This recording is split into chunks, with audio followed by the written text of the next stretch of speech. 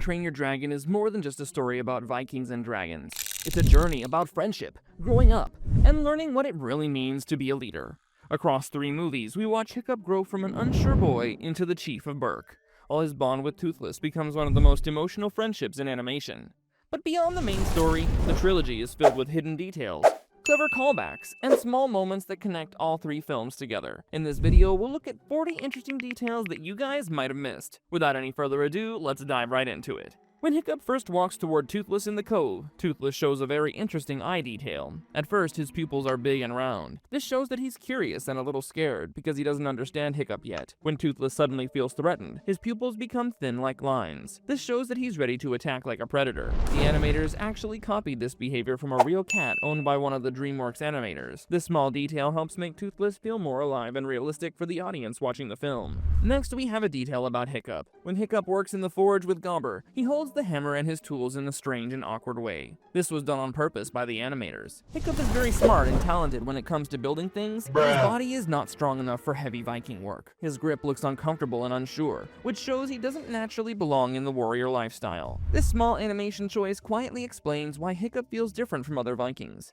It also helps the audience understand that his real strength comes from his mind and creativity instead of physical power. Another interesting detail about Hiccup that you guys might have missed is about his equipment. Inside the Hiccup room, there's a shield with a special symbol on it. If you watch closely during different scenes, you'll notice that Hiccup signs his drawings with a small stylish letter H. This same symbol can also be seen carved onto his equipment and gear. This shows that Hiccup takes pride in his inventions and designs. It also shows his creative personality because he treats his tools and drawings like personal art. This hidden detail helps connect many scenes together and shows that Hiccup has his own identity even when he struggles to fit into Viking society. When Hiccup first gives Toothless a fish, Hiccup thinks the dragon doesn't have any teeth. However, if you watch very carefully, you can see Toothless' gums move slightly before his teeth slowly appear. This detail was designed to copy the body structure of deep-sea eels, which hide their teeth until they need them. This moment shows how mysterious Toothless really is and reminds the audience that he's still a powerful dragon. It also makes the scene more funny and surprising because Toothless changes from looking harmless to looking dangerous within seconds. The next interesting detail you guys might have missed is from the scene where Hiccup is studying the dragons. When Hiccup studies the dragon manual during the storm, the drawings of the Skrill and the Changewing appear to shake when lightning flashes. This was done to show how scared and overwhelmed Hiccup feels while reading about these dangerous dragons. The shaking drawings create a horror-style effect that makes the dragons seem alive and terrifying. It also helps the audience feel the tension building in Hiccup's mind as he learns how deadly dragons can be. This clever animation trick adds emotion to a simple reading scene and makes the moment feel more intense and dramatic. Another interesting animation detail here is while Hiccup reads the dragon manual, you can notice a small but interesting detail involving the candles around him. When he opens the heavy wooden cover, the candles flicker and move because of the air disturbance. However, when he quickly turns the thin paper pages, the candle flames stay completely still. This is likely a tiny animation mistake that most viewers never notice. Even though it's a small physics error, it shows how detailed the scene is because animators still tried to make the candles react to movement realistically in some moments. Next up, we have an Easter egg. During the scene where dragons fly into the volcano to drop food for the Red Death, one Gronkle can be seen carrying a large gray animal. The shape and size of the animal looks very similar to the hippopotamus character seen in the Madagascar movies. DreamWorks animators sometimes reuse animal designs from older films to save time and resources. This hidden Easter egg is a fun reference to another popular DreamWorks franchise. It's very easy to miss because the scene happens quickly while many dragons are flying around at the same time. After this, we have a moment during the training arena scene in which Gobber is first shown standing near the gate at ground level, while the Vikings prepare to watch the dragon fight. Only seconds later, he suddenly appears sitting beside Stoic in the high bleachers. There's no scene showing how he moved from the ground to the stands so quickly. This is considered one of the most famous continuity mistakes in the movie. The animators most likely moved him there to support the dialogue scene, assuming the audience would focus more on the action rather than noticing the sudden position change. Gobber is shown missing his left hand and left foot, which shows how dangerous fighting dragons has been for him. By the end of the movie, Hiccup also loses his left foot during the final battle. This creates a strong visual connection between Gobber and Hiccup. Gobber is Hiccup's teacher and mentor, and this shared injury shows that Hiccup has truly stepped into the life of a Viking warrior. It also shows that both characters have sacrificed something while protecting others. This quiet detail strengthens their bond, and shows Hiccup's growth from a weak boy into someone respected by his people. Another interesting fact happens during the opening dragon attack. People believe that Toothless is never fully shown on screen during the initial battle. However, the movie gives a hidden clue through sound. When the Night Fury flies down to attack, you can hear a sharp, diving whistle followed by a powerful roar. This sound was created by mixing the noise of a jet engine with the growl of a tiger. This makes Toothless Toothless feel fast, dangerous, and mysterious even before he appears later in the story. The choice to hide him visually builds suspense and makes his first real appearance feel much more special and memorable for the audience. When Astrid discovers Hiccup's secret friendship with Toothless, it's not because of luck. If you watch carefully, Astrid studies the ground while searching for Hiccup. She's actually following the marks left by Toothless' tail as he moves across the land. Since Toothless uses a prosthetic tail, it creates a unique dragging pattern that Astrid notices. This moment shows that Astrid is very skilled, observant, and intelligent as a warrior. It also proves that she earned her place as one of the strongest Viking trainees and helps explain how she was able to uncover Hiccup's secret. In one scene, Hiccup uses sunlight reflected from his shield to guide a small dragon called the Terrible Terror. This moment looks simple and funny, but it's based on real animal behavior. The animators designed dragons to act like a mix of cats and dogs. The Terrible Terror follows the moving light just like a cat chasing a laser pointer. This small detail makes the dragons feel more playful and realistic instead of only being dangerous monsters. It also shows Hiccup's understanding of dragon behavior, which helps him connect with them in ways that other Vikings cannot. Next up, during the dragon training arena, the hideous Zippleback shows a very unique attack method. One head sprays a green-colored gas while the other creates sparks to ignite it. This detail is inspired by real chemistry because fire needs fuel, oxygen, and ignition to burn. The green gas acts as the fuel before it explodes into flames. A funny moment happens when Fishlegs throws water at the wrong head and gets sprayed with the gas instead. This small detail makes dragon abilities feel more realistic and creative instead of magical, adding depth to how dragons function in the story.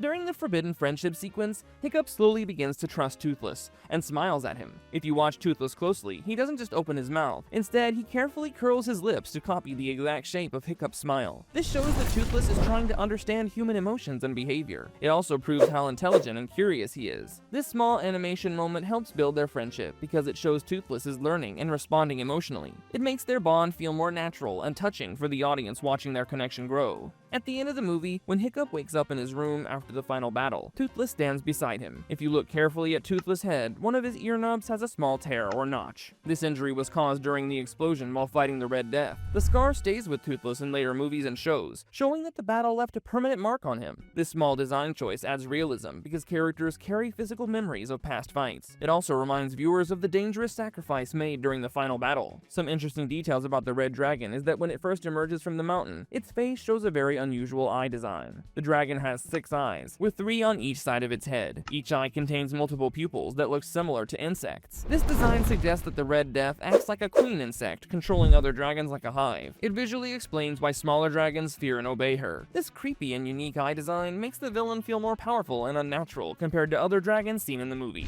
Movie 2. We'll now move on to part 2 of the series. During the Where No One Goes flight sequence, Toothless shows a major animation upgrade compared to the first movie. While flying through the clouds and performing fast stunts, his back spines and fins move with small muscle twitches. These movements help him adjust speed, balance, and direction while flying. In the first movie, his spines mostly stayed stiff, but here they move naturally like real muscles. This detail also hints at his future Alpha Mode ability, where the fins spread wider during powerful plasma blasts. It shows Toothless growing stronger and more advanced, making his flight feel faster and more realistic for viewers. During the dragon racing scene at the beginning of the movie, Vikings launch sheep into the air using catapults for the dragons to catch. The black sheep is worth more points, and the animators give it special physics to make it stand out. The black sheep falls slightly faster and heavier compared to the white sheep. Its wool also moves differently in the wind, showing more detailed air resistance. These small animation changes make the black sheep feel more valuable and important during the race. This attention to detail adds realism and excitement to the competition, while showing the advanced animation quality of the sequel. Next up, we have a scene in which Valka meets Hiccup inside her ice sanctuary. She uses her staff to create special sounds by shaking and spinning. The staff contains bones, shells, and carved holes that produce soft rattling and whistling noises. Over 20 years of living with dragons, Valka learned how to use these sounds as a way to communicate with them. The top of the staff is shaped like a dragon head, showing its connection to dragon culture. She uses the sounds to calm dragons, guide them, and even help light up the cave by making them react together. This detail shows Valka's deep bond and understanding of dragons.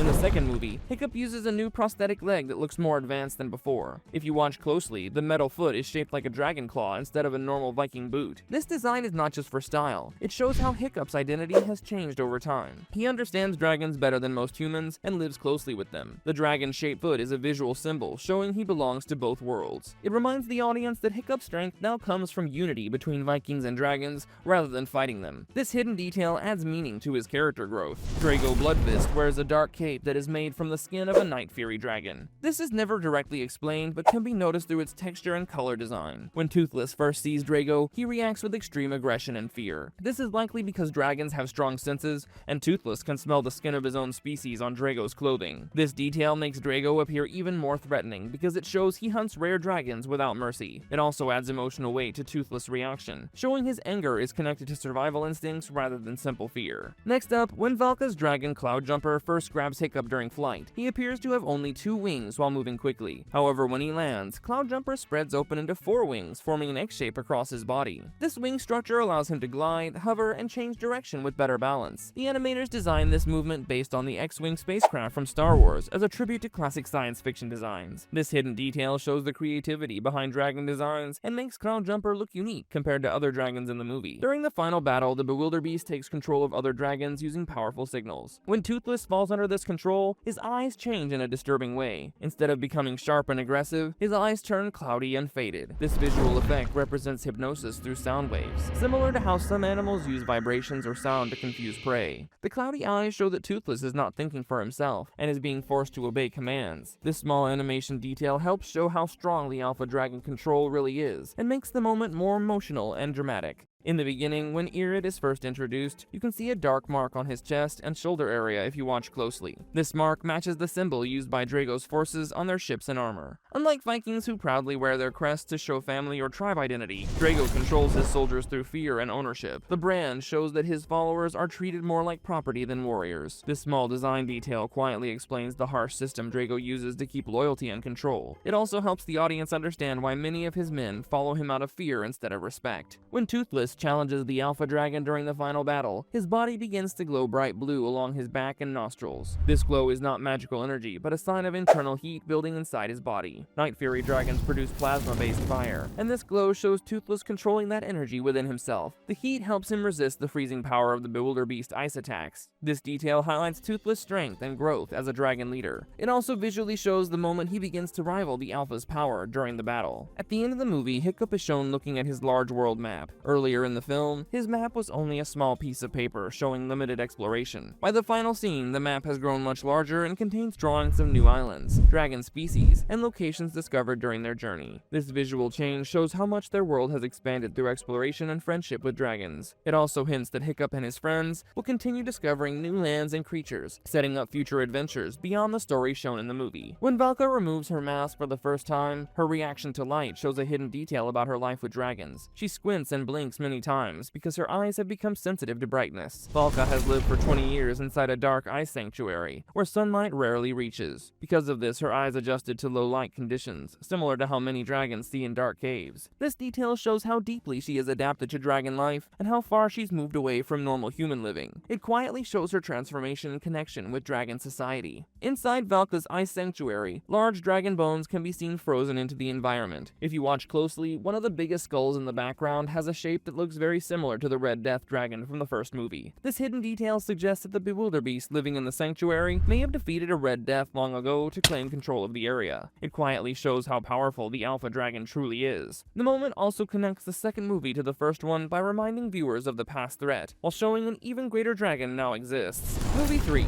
Moving on to the third part, when Toothless met the Light Fury, she leads him to the Hidden World, a secret place where dragons live safely away from humans. Later, when Hiccup and Astrid follow them, they discover something very important. As Toothless enters the Hidden World, many dragons lower their head and bow toward him. This behavior shows respect and loyalty, similar to how animals follow a leader in nature. The scene quietly shows that Toothless has already become the Alpha Dragon of this hidden kingdom. It also mirrors royal animal moments seen in famous animated films, symbolizing Toothless' growth from a lone dragon into a true leader of dragon society. In this part, while Toothless tries to impress the Light Fury, there's a hidden design difference between them. If you watch their full body shots carefully, the Light Fury stands taller than Toothless when both are on 4 legs. Her legs are longer and more slender, which lifts her body higher from the ground. Toothless has shorter and stronger legs that keep him lower and more compact. This design choice helps show their different personalities. The Light Fury appears elegant and graceful, while Toothless looks strong and grounded. This small physical contrast helps make their relationship visually unique and shows they come from slightly different dragon lifestyles. Furthermore, in the third movie, some viewers noticed that Toughnut's voice sounded slightly different compared to the first 2 films. That's because the character's original voice actor, TJ Miller, didn't return for the final movie. He was replaced by another voice actor who tried to keep the same loud and silly personality of Tough Nut. The change is subtle, so many viewers may not notice it until they compare the movies closely. This behind-the-scenes change explains why Tough Nut's voice tone and delivery sometimes feel slightly different, while still keeping the character funny and energetic. In the second movie, Toothless and Hiccup fought a powerful alpha dragon that was being controlled by Drago. The alpha was forced to control the dragons against its will. After Toothless became the new alpha, the dragon disappeared from the story. However, in the third movie, observant viewers can spot this same alpha living peacefully inside the hidden world. It can be seen among the other dragons, showing it was finally freed from Drago's control. This small cameo quietly gives the character a peaceful ending, and shows that dragons can recover and live safely once they're no longer controlled by humans. In the first movie, Hiccup earns Toothless' trust by drawing him in the sand. Toothless later copies this action by drawing Hiccup using a tree branch, showing their growing friendship. In the third movie, Toothless repeats the same behavior while trying to impress the Light Fury. He draws pictures to communicate and show affection toward her. This moment is a direct callback to how Hiccup first connected with him. It shows that Toothless learned emotional communication from Hiccup, and now uses it in his own relationship. The hidden parallel highlights how their bond shaped Toothless' personality and social behavior. When Hiccup prepares his new armor inside the forge, there's a touching hidden detail in the background. If you watch carefully, you can see the old leather tail fin that Hiccup first built for Toothless hanging on the wall. The tail fin looks worn and damaged after years of use, but Hiccup still keeps it safely instead of throwing it away. The movie never talks about it directly, but it acts as a quiet reminder of the beginning of their friendship. It shows how important that first invention was because it allowed Toothless to fly again, and started their lifelong bond together. At the very end of the movie, Hiccup gives a final narration that connects the entire trilogy together. His voiceover begins with words very similar to the opening line from the original How to Train Your Dragon book, saying that dragons existed when he was younger. This creates a full circle moment for the story. The trilogy begins with Hiccup speaking as a young boy, discovering dragons, and it ends with him speaking as an adult, remembering them. This makes the entire journey feel like a memory being shared with the audience. It also adds emotional closure by showing how much Hiccup's life changed because of dragons. You guys must have noticed that during many scenes in the third movie, the Light Fury eye design shows an important personality detail. Unlike Toothless, whose pupils usually stay round even when he feels excited or emotional, the Light Fury pupils often change into thin vertical slits. This happens when she's alert, hunting, or feeling strong emotions. These slit pupils are similar to real cats and reptiles that rely on sharp focus and strong survival instincts. This small design difference shows that the Light Fury is still more wild and cautious around others. It visually explains why she takes longer to trust Toothless and humans compared to how friendly Toothless became. Another interesting detail here is Gobber's dress during the wedding scene. Gobber wears a funny and exaggerated ceremonial outfit while leading the ceremony.